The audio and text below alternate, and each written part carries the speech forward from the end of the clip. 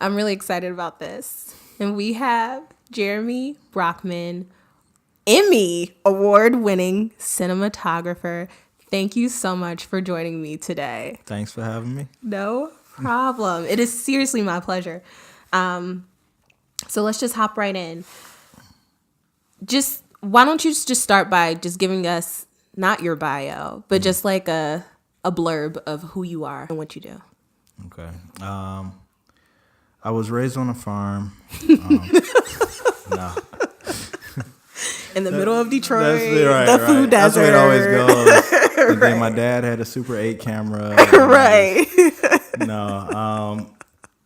Unfortunately, no, my dad didn't have a Super 8 camera. He had the VHS, though. That's lit, though. But I didn't really get into filmmaking until late, till college.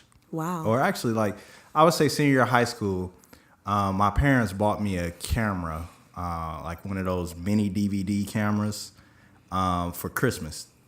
And so I would just go around. I was the guy with the camera, and just go around recording my friends. What year was this? Doing nothing. 2003. So that was 2004. Maybe the beginning of the social media age. So did they buy you a camera because everybody was getting a camera at that time, or did you express interest? This was way before social media. This was way before social media. Like phones didn't even have like cameras, the screens, or they had the little cameras, but like you take a picture of somebody and you had to zoom in. You couldn't make out who it was. So it wasn't. This was way before social media. 2003? Yeah, social media probably really popped off around 08, 09. What? Where did you live? So Facebook. I'm talking Black Planet. Okay, so to me, okay. So I was 15, and then we had MySpace, and then we had MySpace. So to me, Black Planet was like middle school. Like I had Black Planet in middle school. Yeah. I didn't mess with it like that. What year were you in middle school though? Did we talk about how old you were? How old are you? Huh? How old are you? I am 32. 32. So you're not far from me. No. Black Planet was middle school for you. I was 15 when I got my first Black Planet page. Yeah, we was doing that in middle school. But anyway, you got a camera. 2003. Right. 2003. So yeah, my parents bought me a camera. And I went to school for something completely unrelated to film. Which was? Aerospace engineering. Fuck. That didn't last long. Okay. So I switched to electrical engineering because it was cheaper to come back here and finish that degree. But the whole time I was in school, I was kind of really interested in film. I really got into films. I started watching a lot of old foreign films. Just kind of, geeking out on that, learning a little bit about photography. I never was into like photography, on its own, but like, okay, I need to know how to take a good picture so that I can, make a good movie or whatever. So I always made that connection. And then my junior year in college, I was living at Wayne State, and there was a short film shooting across the street at a church. And I just walked over there. I was bored for the summer. I was taking like one or two classes. So I walked over there. I said, hey, can I help out? And they said, yeah, come on. And I bust my ass for like 2 or 3 days for free, no bread. It's hot in this church. But they were doing some really amazing things. Like it was like a real like professional film crew, not just like a couple guys shooting. Right. And so I learned from like some of Michigan's top professionals. I was like, man, this is something I really want to do. But how did you know that you were good at it? I'm still not. Really? I still don't. In my mind, there's a level that I want to go to that I'm still reaching for, and I think that's one of the things that keeps it interesting for me. I'm always curious, how can I get better than what I've been? But I just trying stuff, you got to just keep trying stuff, and you figure out what you're not good at. Right. Which I figured that I wanted to at first be a director because I didn't know anything about film, anything else. Yeah. So I was like, I want to direct a movie. So I tried writing something and it was terrible. And then I tried directing something and, it was terrible. Okay. So when I asked you, how do you know you were good? Do you often find do you often find yourself comparing your work to other artists? No, I don't compare my work to other artists. Just because you get real depressed real fast comparing yourself to other people. I compare myself to dead artists or like artists that like are not reachable. So like I don't compare myself to anybody in Detroit or anybody that I know locally, because to me it's not really a competition. Like filmmaking is not a competition. So if you shoot a film and I shoot a film, you know, there might be technical differences or, you know, in writing or whatever, but it's like we're not competing. So I don't compare myself to that. But I do look at, you know, there are goals that I've set. Like, okay, I want my, you know, I want my aesthetic to maybe kind of favor this person because I admire them. Like, give me some names. So I was a huge Bradford Young head, like early on before, you know, everybody else got to know him. So who's Bradford Young? So Bradford Young is African American black cinematographer who's nominated for Selma. I think he was nominated for Arrival, shooting Arrival, but he's famous for his work with Ava DuVernay. Yeah, so Ava DuVernay, Middle of Nowhere. I don't know if you've seen that. So he shot that. Yep. He shot Selma. Selma was beautiful. Selma was gorgeous. Yeah. Wow. Central Park 5 is about to come out. Shot that in May. Yeah. Excited. Yeah. So he's like a prominent black DP, and like we were talking about earlier, where like with women, like how there's only like one. Yeah. He's kind of like the only one that's at that level at this moment. But there have been others like Malik Saeed is a big influence for me. He shot Clockers, Spike Lee's Clockers, Lauryn Hill's X Factor video. Black dude, like he's pretty dope. It's funny that you just curtailed to music videos too, because you've done some work with music videos as well. Yeah, but I don't like them. Why not?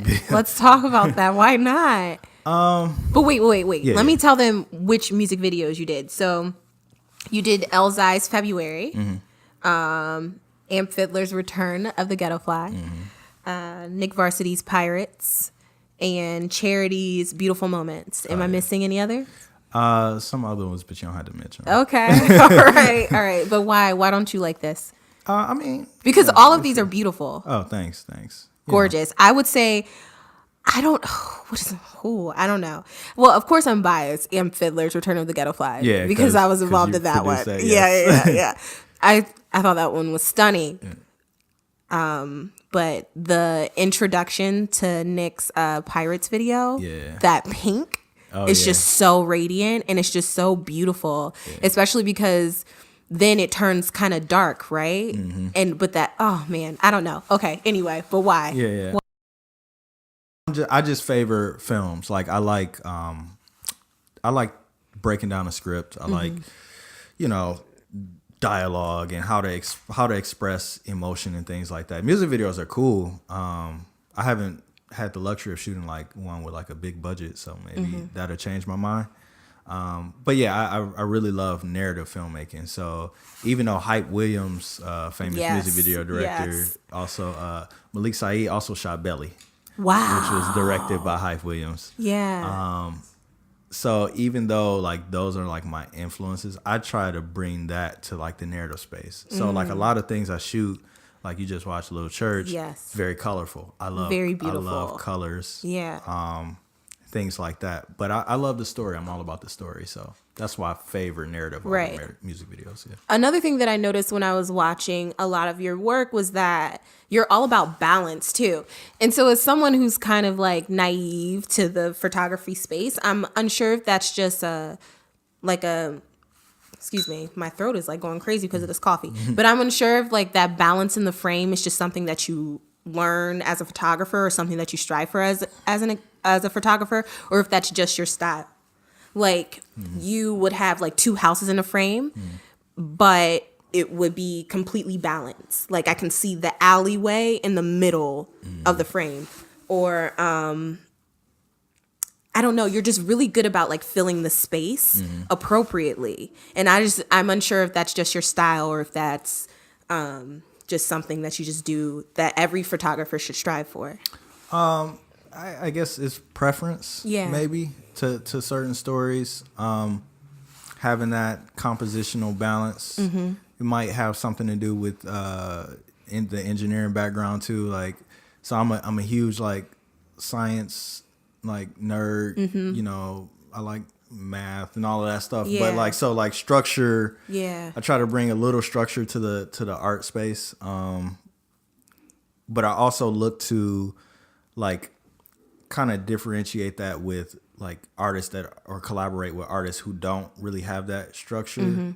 Like I love working with Donovan, for instance, because the way Donovan thinks and the way he, you know, composes images are so different from how I do.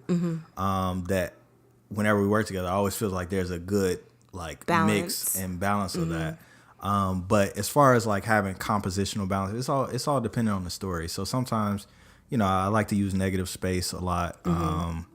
You know, you put one thing in one edge of the frame and leave the rest, you know, kind of barren and blank. It just depends on, you know, does the story call for it at the moment? But it never, like watching, I can't think of, okay. It doesn't feel like it's negative space though, because I just feel like you know how to fill it appropriately. Like as someone who can be a little bit OCD, that's why I keep calling your art so neat. It like eases my mind. It makes me feel really, really good. Like when I watch it, like subconsciously, like I feel like I can focus more on what's happening. So that's good though. I mean, that's the job, right, of the visual artist, you know, be it a cinematographer or even a painter or whatever. You're supposed to find, or a photographer, you're supposed to find a way to draw the viewer's image or subject, or draw the viewer's attention to whatever part of the frame you want them to. So you do that through lighting, you do it through composition, you know, things like that. So, but you never took any formal classes, did you? No, I messed up a lot of shit. What do you mean? I mean, I shot a lot of. Can I? Yeah, you get what the fuck are you talking about? Go for it. We've been cussing for like 2 hours, right? But no, no, I never took any formal classes. But you just had failure. Just a lot of, you know, just trying things and seeing if they work. Most of the time, they don't come out the way you want them to come out because of either, you know, budget, manpower, or just general. You just don't have the knowledge to do what you want to do, or the skill set yet. But you know, I'm constantly thinking, how can I get better? Or I look at some of my old work. I don't watch a whole lot of it after I finish it, but I look at some old things and say, okay, what can I steal from myself? You know, okay, I like the way I did that. Now, how can I do it better with what I know now? Right. And I feel like you should be, any artist, any person, right? You should be always refining your process. Refining your process to how you approach things. Else, you know, it gets boring. You don't need to do it anymore. Right. So you weren't like YouTube obsessed. No, I don't even like. So I have a buddy who watches YouTube to like figure out things, and I don't. As it comes to that, I don't. Right. I just kind of go off of, all right, what feels right to me in the frame. So, okay. Yeah. That's so dope. Yeah. I'm really happy we're having this conversation right now. This is very enlightening. So like, let's talk about the Emmy. Yeah. Let's talk about Matrix Boxing. And I see that it was in collaboration with the city of Detroit. So just tell us a little bit about like how that project fell into your lap. Yeah. So I produce video content for the neighborhoods.org, which is a city-run site that looks to tell interesting stories about Detroit residents outside of the downtown and midtown news cycle. We just try to find people who are doing dope shit in the city. Right. and try to get residents to engage with each other, through our stories. So it's a blessing to be able to have a gig like that, to be able to tell those stories. So the Matrix Center, we found this story because we heard about the Matrix Center's midnight basketball program. Right. That was dope. Yeah. Hearing about that. Yeah. So I was like, let me go investigate that. The Matrix Center is actually like 3 blocks away from where I grew up. Wow. So I was like, I want to tell something about the East Side. This is like the first thing I shot for the neighborhoods. Wow. And I was like, I want to tell something about the East Side. So I heard about the midnight basketball, went to investigate that, and they're like, yeah, we got a boxing program. And I'm like, what? Wow. And so they told me about the boxing program, and I fell in love with that more so than the basketball. And Can I give them a little bit of context? Sure. So Matrix Boxing, that's the title, right? Yes.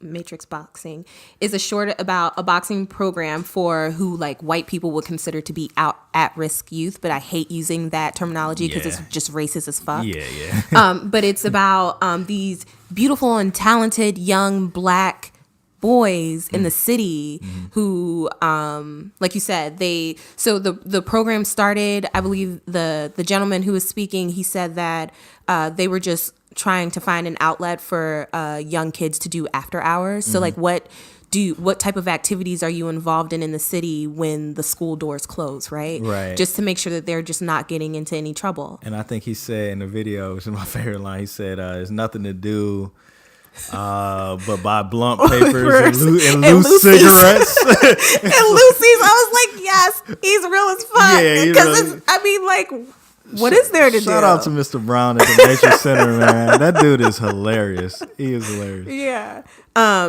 But I just thought when I watched it, not only was it super informative because I didn't know that this program exists, but it also made me feel like really good that they just had this brotherhood. Yeah. No, there definitely is. And not a boot camp like a lot of these programs can feel like. Right. Yeah. I mean, they're young girls that go there too. They have a very, very nice community for the kids there boxing, and they take them. The main point of it, the main advantage of it is that they actually take these kids over all around Michigan. So they take kids from the east side to Cadillac, Michigan, I think was mentioned. It was in there. Cadillac, Michigan. And the boxing match that I shot that the young boy won was in, I think, Wayne or something like that. Mm-hmm.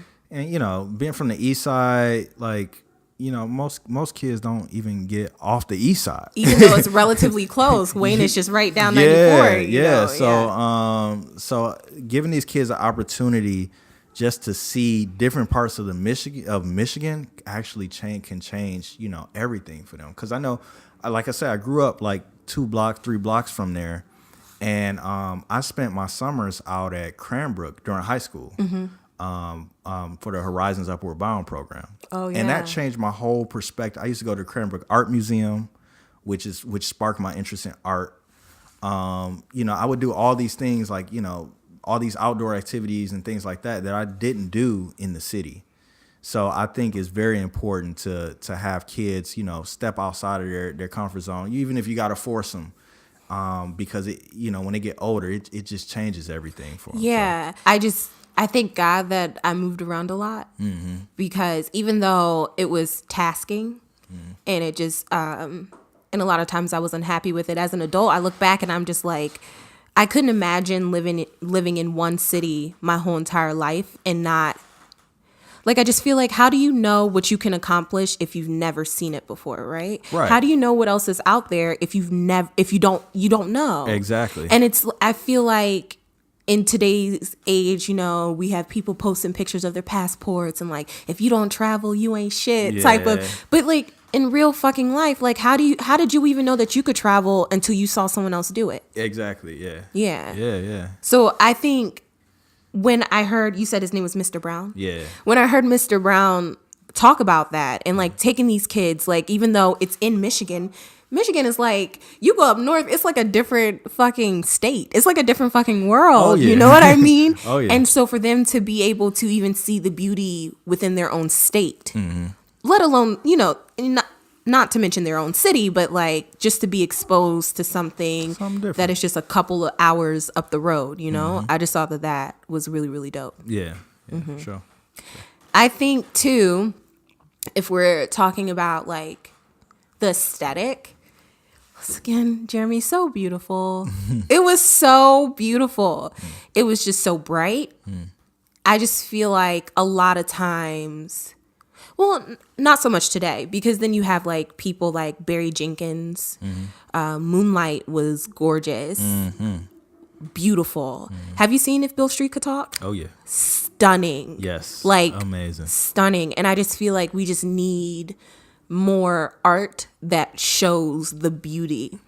And I think that there's beauty in the grime. And I don't think that like your cinematography erases the grime, but it just polishes it a little bit, if that makes sense. And it's just, I don't know. It was just so beautiful, man. Thank you. Good job. Yeah. So that shit won an Emmy. Okay. Yeah. So tell us about like, how did you find out that it was even, how did this even get like nominated, or like, how was that? So actually Matrix Boxing didn't win the Emmy. It was nominated. What? And then Lyricist Society was nominated, and that's what won. Oh, I fucked up. No, it's cool. I really, so I'm glad I won for a Lyricist Society, because man, that's a beautiful program too. Tell us about that. So Lyricist Society is a program created by a teacher named Quan Nellums at Frederick Douglass Academy for Young Men. Oh wow.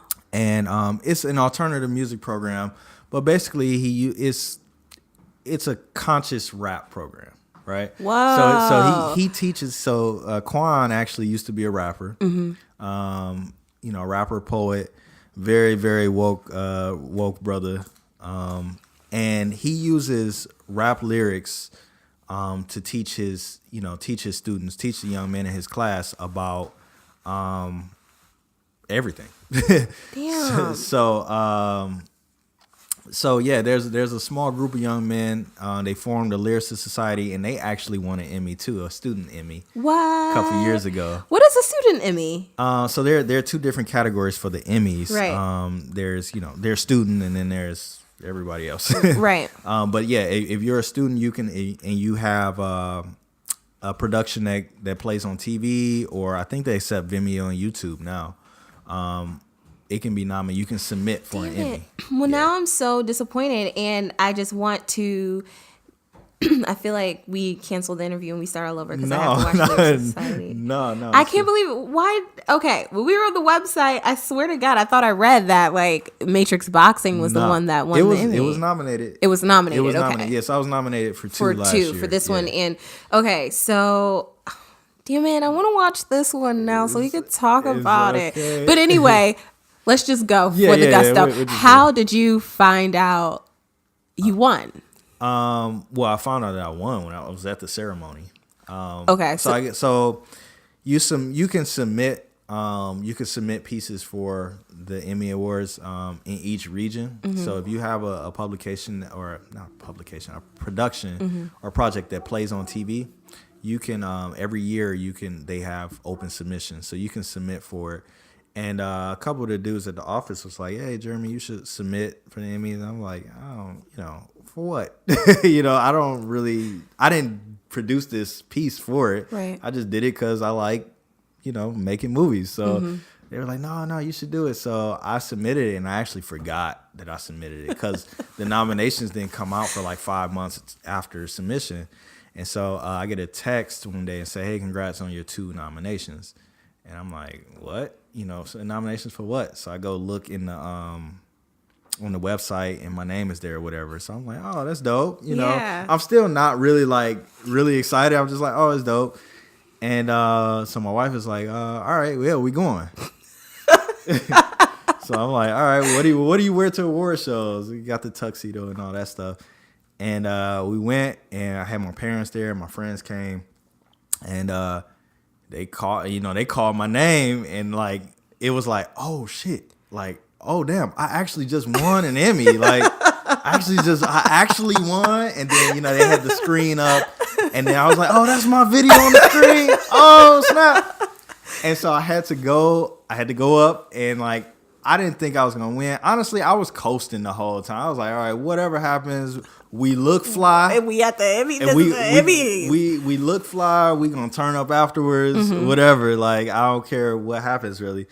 So I won. They called my name. I went up to the stage and like just kind of bumbled through like a. You didn't have a speech? No, because I didn't think I was gonna win. Everyone should have a speech. I know. I just didn't think I was gonna win, but I made something work. Yeah. And so I was so nervous that I walked off stage, but I went down the way that I came up, and everybody in the front row was like, "No, go back." And so I'm looking like, "Oh shit!" And I think I said, "Oh shit," and I ran back up the stairs, and then they took me to the back. They took me through like, you ever seen Goodfellas? No. Yeah, I would compare it more to Goodfellas. So like, there's a scene where Ray Liotta and this girl, they walking through the kitchen. You know what I'm talking about. They walk through the kitchen, they go through the back. It's a Steadicam shot, and they take you through the back. So they took me on this elevator, right? I get to the back, they take me on this elevator, and the elevator doesn't go up or down. A door in the back of the elevator just opens, and they take me through another part. And they hand me a box with like my official Emmy. With my name and stuff on it, and then I go next door and take a picture, and then I shuffle around to the back or out to the front, so and back into the arena. But no, it was dope. It was an unforgettable experience. Yeah, I'm glad I had it. So where was it at? One of those casino ballrooms. Can't remember, maybe MGM. And so you said they do Emmys for like television Emmys for do they just do them for like big markets, or is it? So each region has their own Emmy awards. Right. So it's the same statue. Right. It's the exact same statue. We saw it on your Instagram. Yeah. Yeah, it's the same statue and everything. So it has my name engraved in it. Yeah, so it'd be cool to win like a primetime Emmy, for like who needs it when you got an Emmy? An HBO show or an Emmy is an Emmy.